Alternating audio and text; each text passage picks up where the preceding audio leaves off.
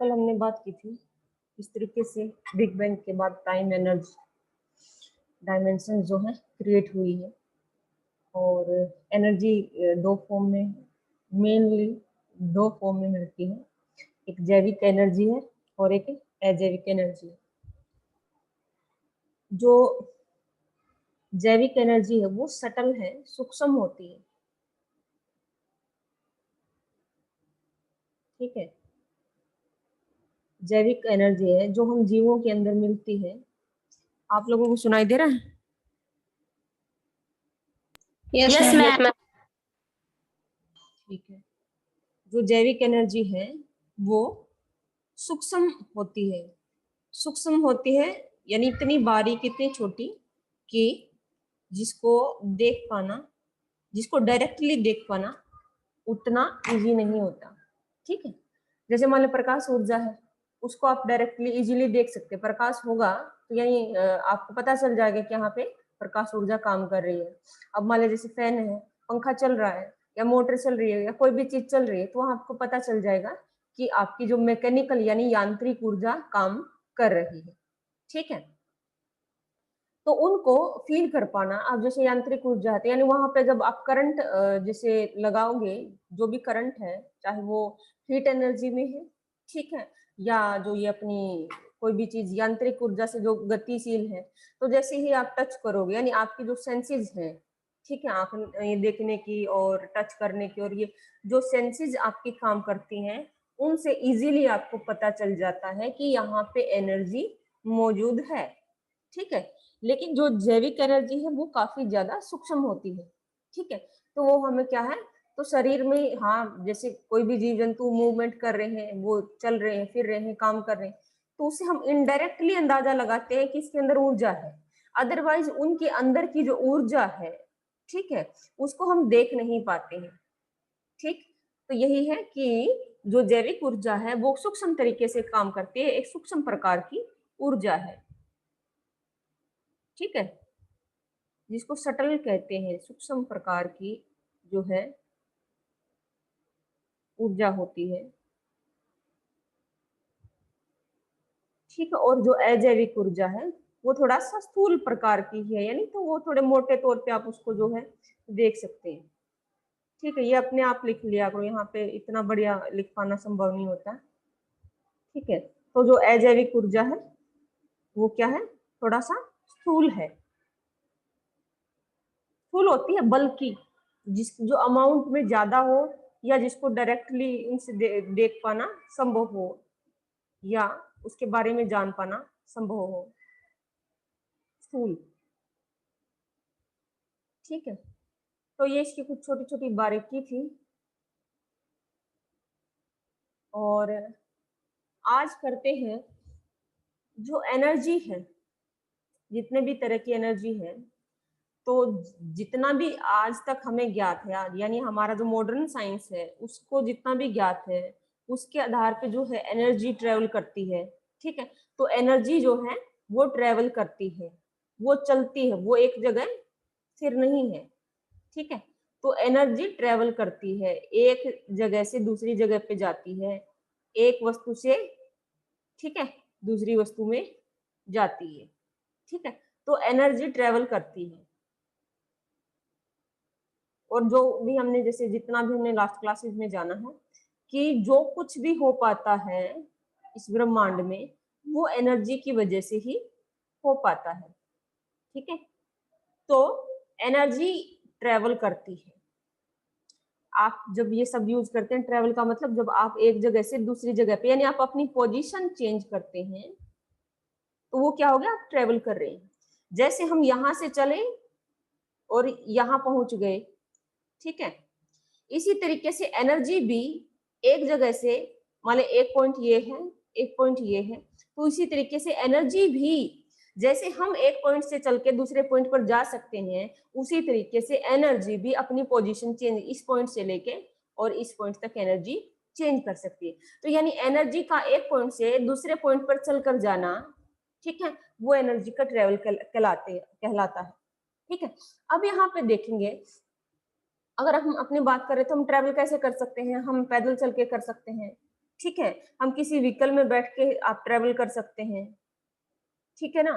तो ये माध्यम है एनर्जी के यानी हमारे ट्रेवल के। तो इसी तरीके से अगर एनर्जी को एक स्थान से दूसरे स्थान पर जाना हो, ठीक है, तो ट्रांसफर ऑफ एनर्जी, हम इसको ऐसे भी बोल सकते हैं ट्रेवल का, ट्रांसफर ऑफ एनर्जी, ठीक है, स्थानांतरण, स्थान का बदलना, यानी एक स्थान से दूसरे स्थान पर पहुंचना, ठीक है। तो यहाँ पे ट्रेवल भी कर सकते हैं और ठीक है ट्रांसफर भी कर सकते हैं, एनर्जी का ट्रांसफर। ट्रांसफर मतलब स्थान अंतरण, स्थान का बदलाव, एनर्जी एक स्थान से दूसरे स्थान पर जाना, ठीक है।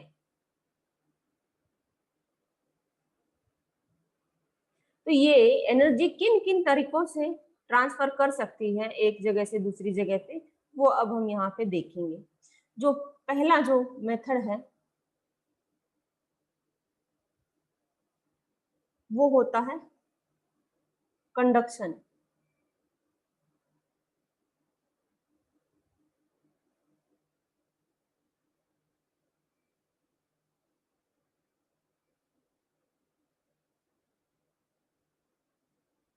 कंडक्शन हिंदी में हम इसको बोलेंगे संचालन, संचालन।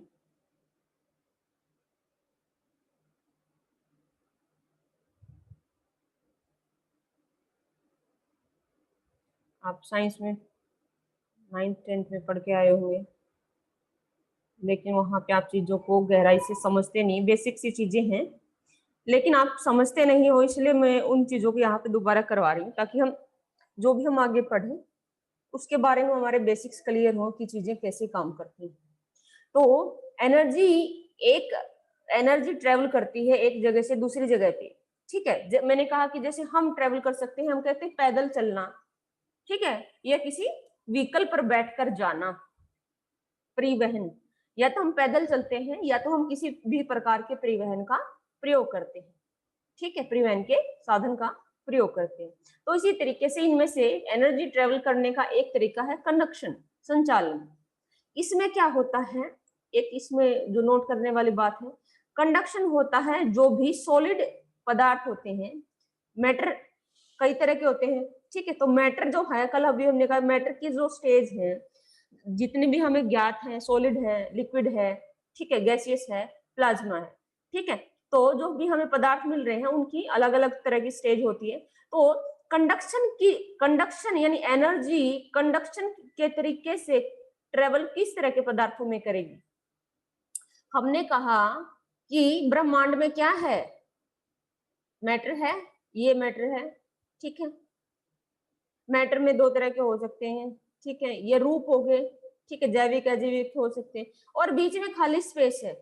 तो एनर्जी इन पदार्थों के अंदर भी होती है और पदार्थों के बीच में जो रिक्त स्थान होता है, ये सभी ये रिक्त स्थान, इसमें भी एनर्जी होती है, ठीक है। तो यानी एनर्जी पदार्थों के अंदर भी है और पदार्थों के बाहर यानी जो रिक्त स्थान होता है वहां पर भी एनर्जी होती है, ठीक है। तो अभी हम बात कर रहे हैं पदार्थों के अंदर, ठीक है, एनर्जी कैसे चलती है, कैसे उन तक पहुंचती है, ठीक है। पदार्थों में भी हम किस तरह के पदार्थों की यहाँ पे बात कर रहे हैं, जो सॉलिड वाले पदार्थ हैं, ठीक है। तो पदार्थों की स्टेट हो सकती है, प्लाज्मा हो सकती है, सॉलिड, लिक्विड और गैसियस हो सकती है, लेकिन यहाँ पे हम किसकी बात करेंगे, सॉलिड की बात कर रहे हैं।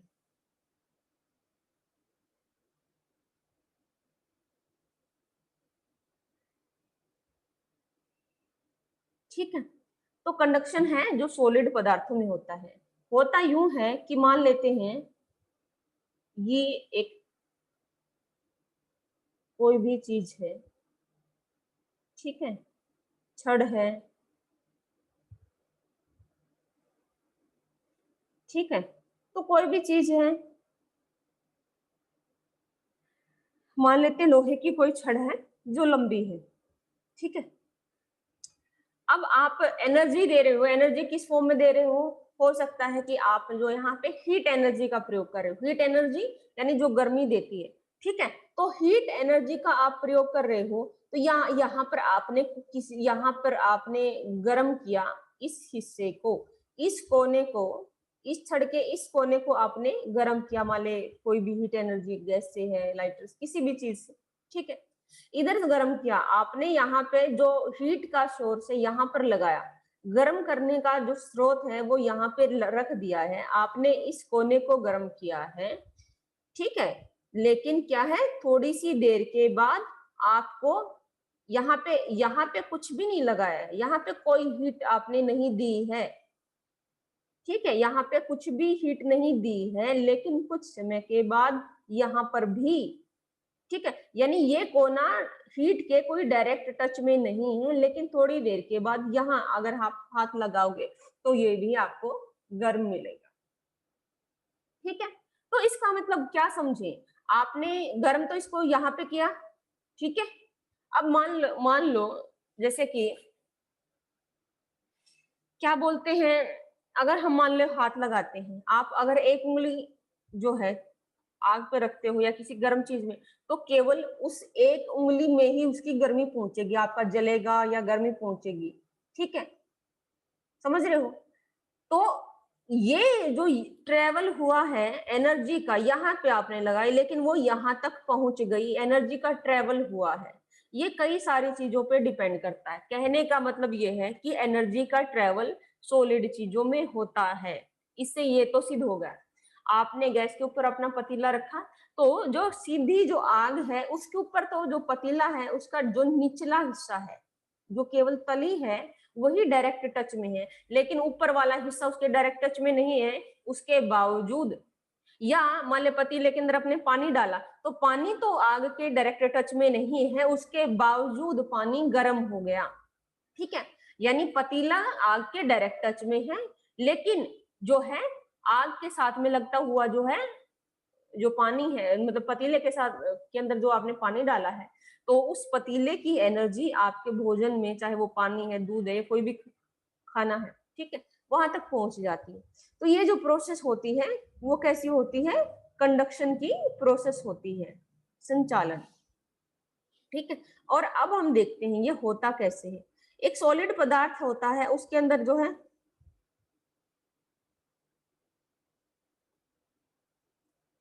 अब मान लेते हैं इसके अंदर ये है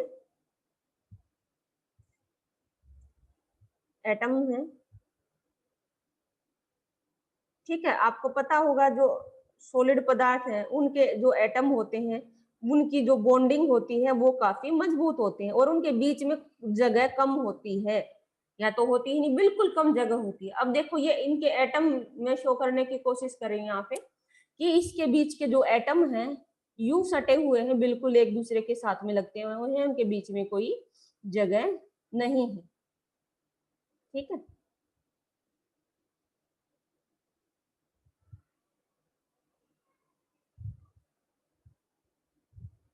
ये हो गए, ठीक। तो अगर हम इस एटम को, यानी यहाँ पे हमने जो है आग है, ठीक है, वहां पे रखी, यानी हीट का सोर्स यहाँ पे रखा, ठीक है, तो इसको गर्म किया, केवल इस एटम को किया, ठीक है, लेकिन जो है यहाँ हीट है यहाँ तक पहुंच गई, जो उष्मा ऊर्जा है यहाँ तक पहुंच गई, लास्ट के यहाँ तक। तो ये कैसे पहुंची, यानी ये गर्म हुआ, ठीक है, इसके साथ में, बिल्कुल साथ में लगता हुआ, टच करता हुआ ये दूसरा एटम है, तो इस एटम से ट्रांसफर होगी इस एटम में, इसमें धीरे धीरे करके ट्रांसफर होती रही एनर्जी, आगे आगे और आगे, और इस तरीके से इस जो पदार्थ का लास्ट वाला जो एटम है, दूसरे कोने पर जो लास्ट एटम है, वहां तक ये हीट एनर्जी ट्रेवल कर जाती है, ठीक है। तो मोलिक्यूल्स होते हैं, एटम्स होते हैं, ठीक है, तो एक एक करके उनसे वो ट्रेवल करती है, ठीक। तो जितना कोई भी पदार्थ जितना ज्यादा ठोस होगा, समझ रहे हो। अब ये है कि मान लो ठोस, तो ठोस पदार्थ क्या सारे एक जैसे होते हैं, जैसे उसमें लकड़ी भी होती है, ठीक है, उसमें मान लो आपकी प्लास्टिक हो सकती है, उसमें आपका लोहा हो सकता है, ठीक है। तो सॉलिड पदार्थ तरह तरह के हो सकते हैं। तो क्या ये एनर्जी, हमने कहा कि एनर्जी ट्रेवल तो करेगी, लेकिन क्या वो एनर्जी ट्रेवल एक ही तरीके से करेगी, उसकी इंटेंसिटी, जितनी गर्मी एक लोहे की छड़ में एक तरफ आग लगाओ और दूसरी तरफ है सेम रहेगी, दूसरी तरफ लकड़ी वाली, ठीक है, तीसरी तरफ मान लो जैसे प्लास्टिक है या कोई भी दूसरी चीज, क्या सभी में एक जैसी इंटेंसिटी आपको महसूस होगी, ये जो एनर्जी की ट्रांसफर होती है क्या वो सेम अमाउंट में ट्रांसफर होती है, ठीक है। तो यहाँ पे ये बात आती है कि जो कंडक्शन है, संचालन है, यानी कुछ पदार्थ ऐसे होते हैं जिनमें जो कंडक्शन है या संचालन है जो बहुत अच्छे से होता है।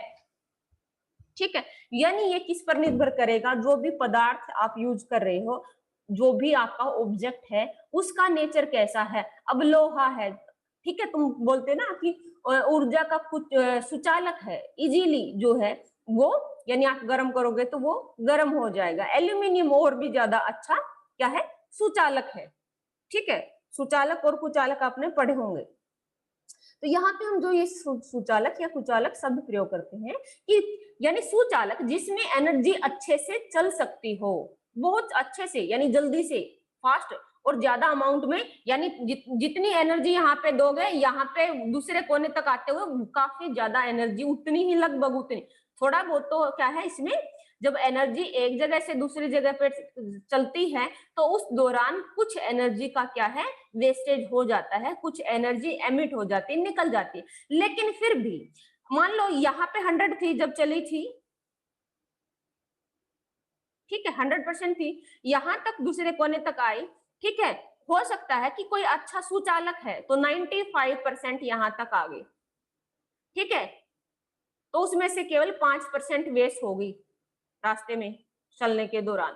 ठीक है, तो ये कहेंगे कि 95% ऊर्जा यहाँ पे जितनी यहाँ पे थी वो यहाँ पे उतनी ही आ गई है और जल्दी भी आ गई है, यानी उसको पहुंचने में, यानी गर्म होने में ज्यादा टाइम नहीं लगा है।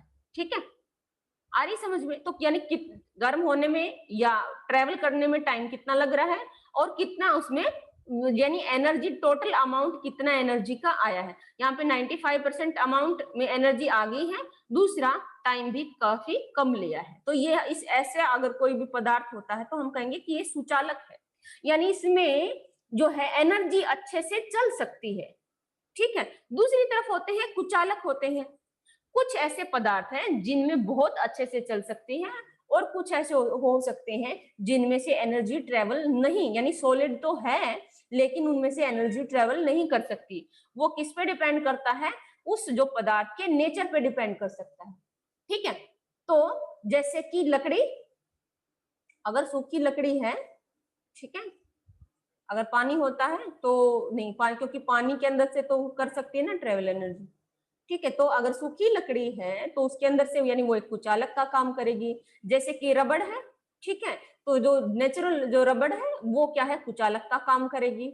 आपका जो फ्यूज बनाते हैं, ठीक है, आपका जो फ्यूज बनाते हैं, ग्रेफाइट वगैरह है, वो कुचालक है।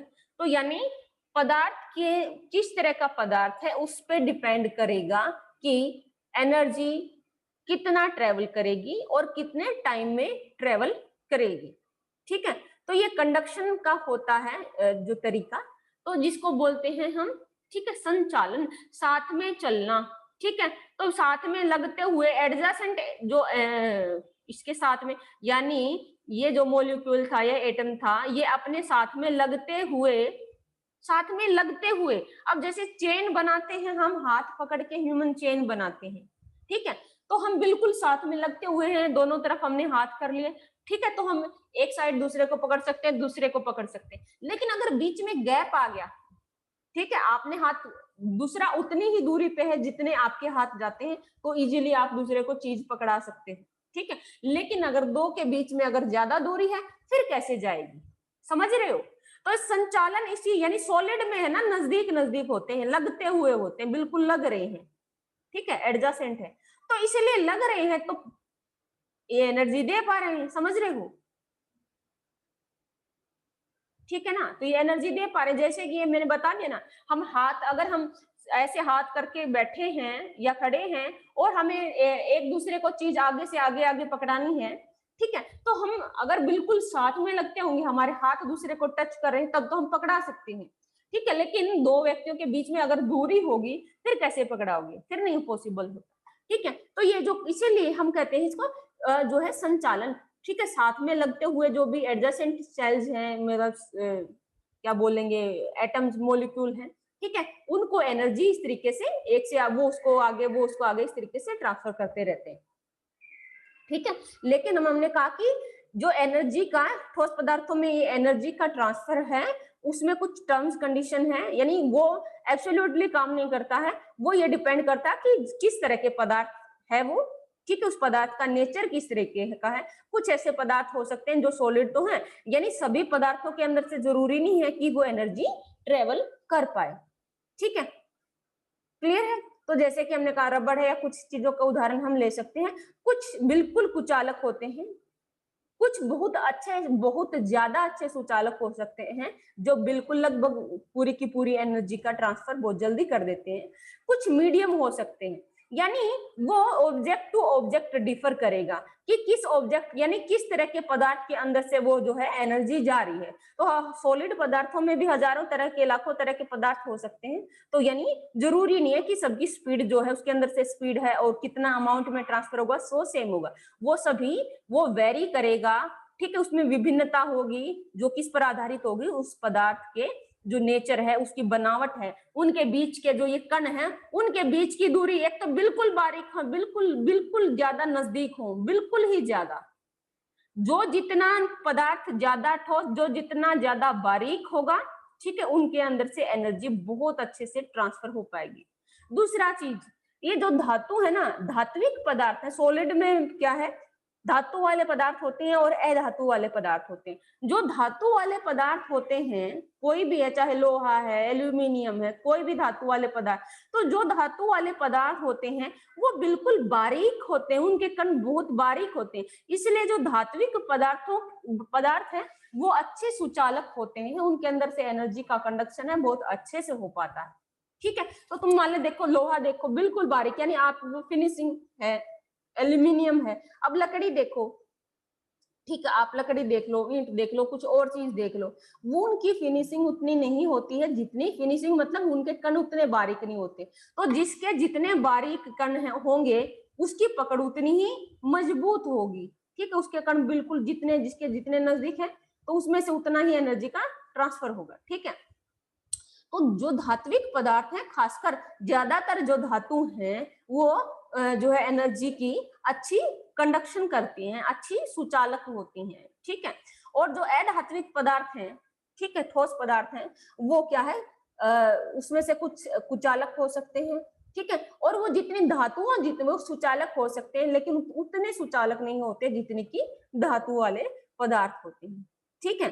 ये कुछ जो है बेसिक चीज थी जो आपको पता होना चाहिए कि ठोस पदार्थों में जो एनर्जी कैसे ट्रेवल करती है, वो क्या है, एक अपने एक कण से अगले कण, उससे अगले कण, उससे अगले कण को जो है ट्रांसफर करती रहती है, और इस तरीके से उस पदार्थ के एक कोने से दूसरे कोने तक, या उस पदार्थ के जो है अंदर से वो ट्रेवल पूरे, यानी एक साइड भी लगाओगे तो पूरे पदार्थ के अंदर वो जो है एनर्जी पहुंच जाएगी, ठीक है।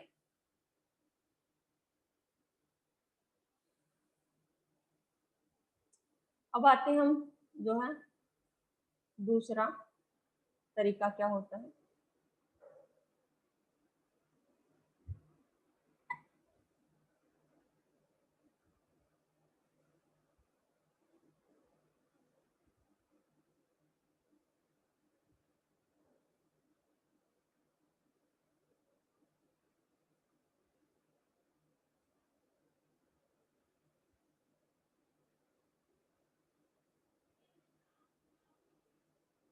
संवहन या कन्वेक्शन।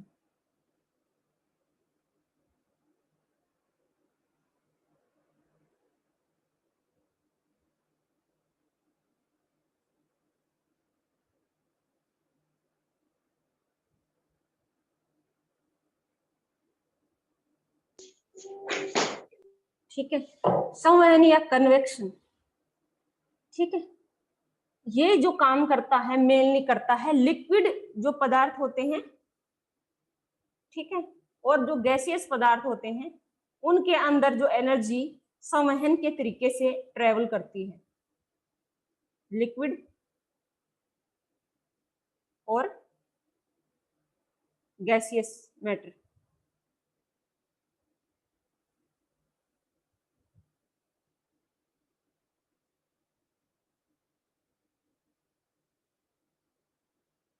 ठीक है, तो ये अगर कोई मैटर हो लिक्विड टाइप का है, या गैसियस टाइप का है तो उनके अंदर से एनर्जी कन्वेक्शन के तरीके से ट्रेवल कर सकती है। ठीक है,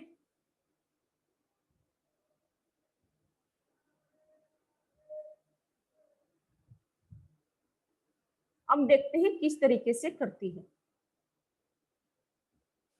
लिक्विड पे आते हैं। लिक्विड की बनावट क्या होती है? ये हम एक बर्तन ले लिया है,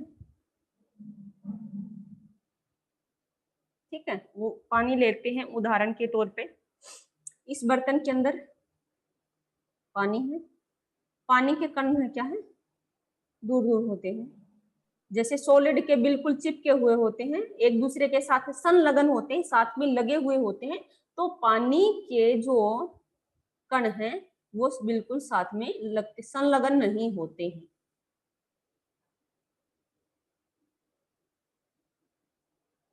अब एक चीज समझ लो,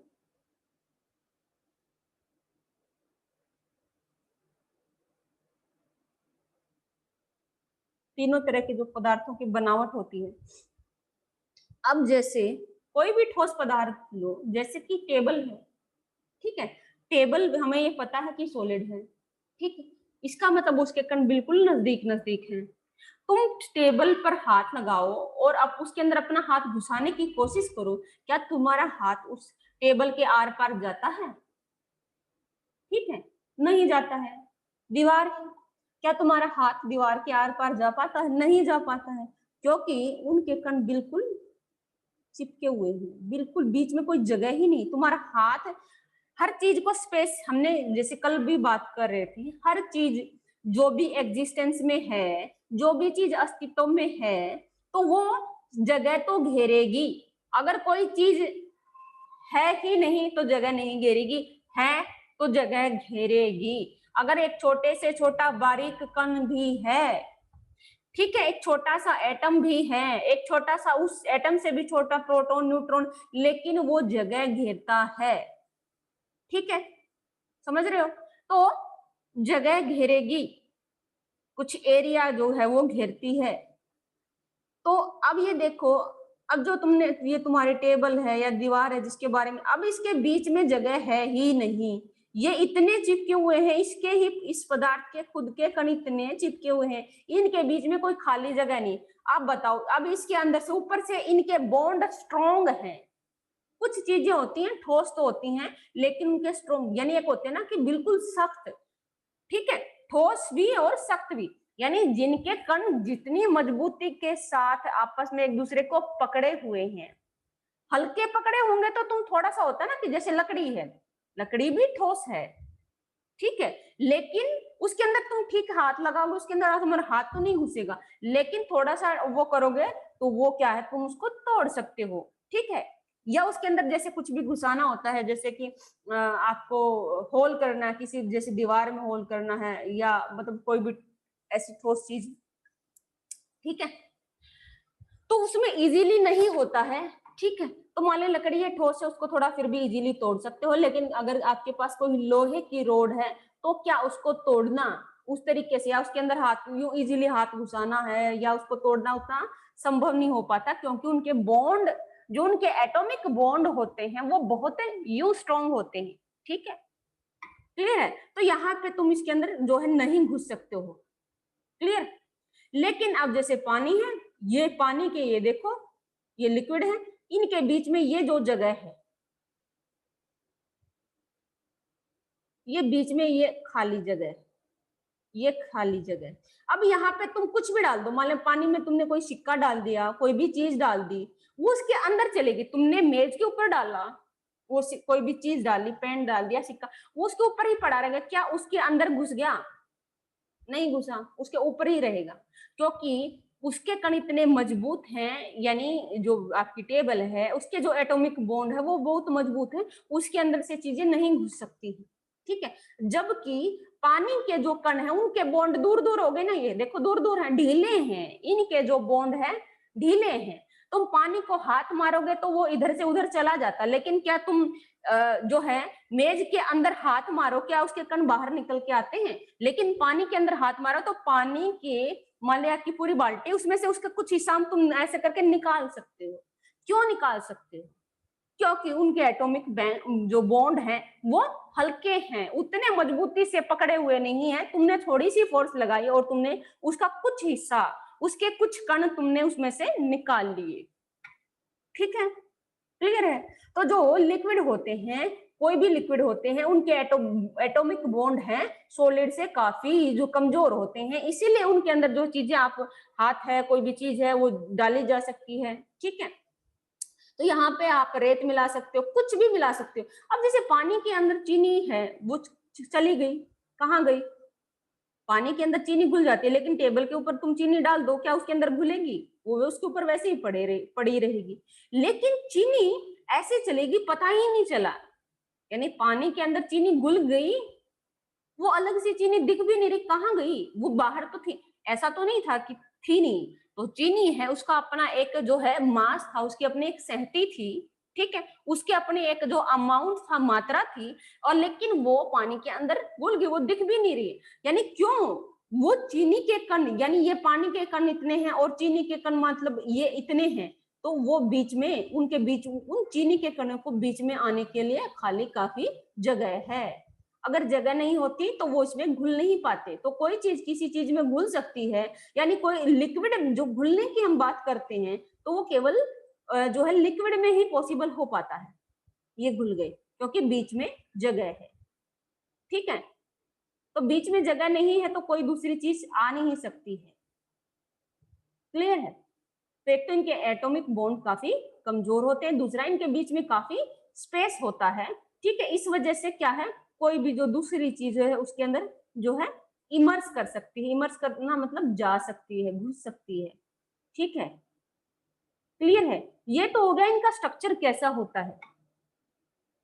ठीक है, इनको हाथ मार के, इनको यानी बोलेंगे कि इनको सरकाया जा सकता है। जैसे हाथ मारा, पानी आगे उस हिस्से को तुम आगे सरका, लेकिन सॉलिड के हैं तो मैंने कहा ना, सॉलिड पे हम टेबल पे हाथ मारेंगे, उसका एक भी कण इधर से उधर नहीं होगा, तो तुम्हारी वजह से उनका एक भी कण इधर से उधर नहीं होगा। लेकिन पानी के कणों को, उस हिस्से को तुम हाथ मार के तुमने आगे सरका दिया, तो और उस हिस्से में कोई दूसरा जो कण है वो आ गई। ठीक है, अभी ये आपकी कटने वाली है।